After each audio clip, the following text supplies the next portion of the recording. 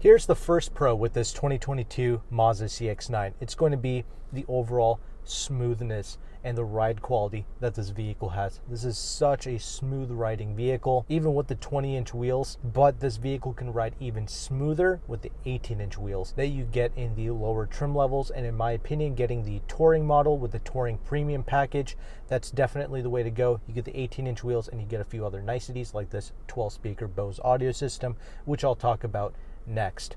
So the Bose audio system, definitely another pro. It sounds great, it has plenty of bass. The clarity is good. It's worth paying up to get that in a Mazda product, in any Mazda product actually, not just a CX-9. It pretty much all sounds identical down the board in any Mazda. So the Bose audio system, definitely something I recommend. Now the con is going to be with this engine and drivetrain. Now not particularly with this engine and drivetrain, because I do like the 2.5 liter turbocharged 4-cylinder and the 6-speed automatic. I think it's a great combination. They've done a great job with it in managing this pretty high power output. You know, it's 250 horses, 320 pounds-feet of torque. With premium fuel, it goes down a little bit to 227 horses and 310 pounds-feet of torque when you put 87 octane in it. But the reason why this is kind of a con for me in this particular model, the CX-9, is because this is the most lethargic and kind of the slowest feeling iteration of this engine and transmission, because this is the largest and heaviest vehicle in Mazda's lineup, right? It's a CX-9, it's the flagship vehicle, so you kind of expect that.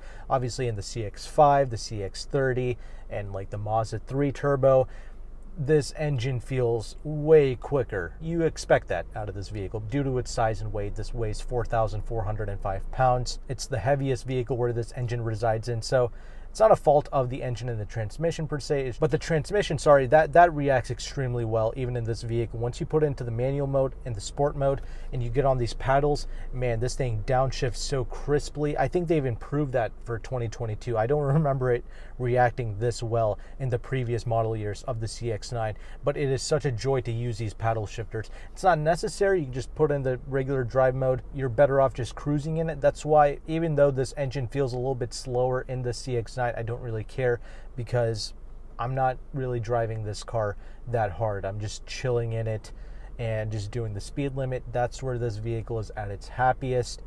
Now, another massive pro with this Mazda and just about any Mazda is the overall interior feel, the look, the finish. This interior is more Audi-esque than it is Toyota. That's a huge compliment. This is more of a premium feeling vehicle than it is a normal car, right? This really competes with things like Toyotas, Hyundais, Kias. However, this gives you that quality and the impression of something like what you would get in a European luxury car.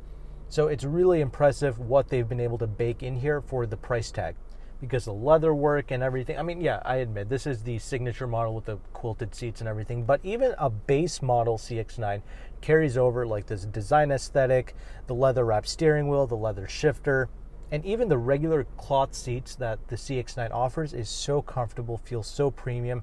That's why it doesn't matter. You can go either way with the Mazda product. You can get it fully loaded like this, or you can get it like a base model, and there's value in both. They do a great job giving you value all throughout the trim levels. I will say a con with this interior space is going to be, well, kind of the width. It's the largest vehicle in Mazda's lineup, yet there's not a whole lot of width in here. My knees are kind of digging into this hardwood material. That's not that nice. There's plenty of headroom and leg room. That's not an issue. I'm 5'11", and getting in and out of this vehicle is super easy because it's the perfect height, so that's fine.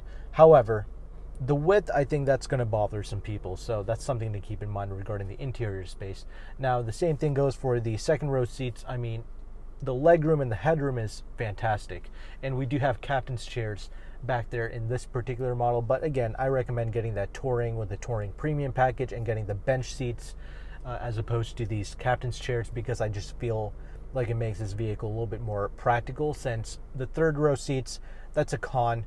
Hardly any space back there, even for children, if I'm going to be honest with you. So that's really cramped. The best thing to do is to put those third row seats down, enjoy the immense amount of cargo space in the back, and that way, if you have the bench seats in the second row, then you can sit 5 people in here comfortably with ample space for people and for the things in the trunk.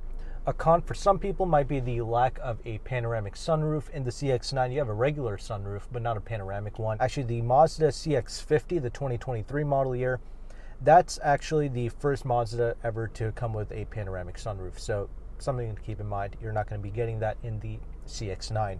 Another con I noticed with driving the Mazda CX-9, it's probably just with this vehicle, this particular test model with 6,600 miles on it, but the braking performance isn't that great. I feel like the brakes are kind of shot on this, but that's kind of a quick fix. You can just put in better brake pads and you're pretty much good to go. But I just wanted to bring that to your attention. That's one of the cons I noticed driving this.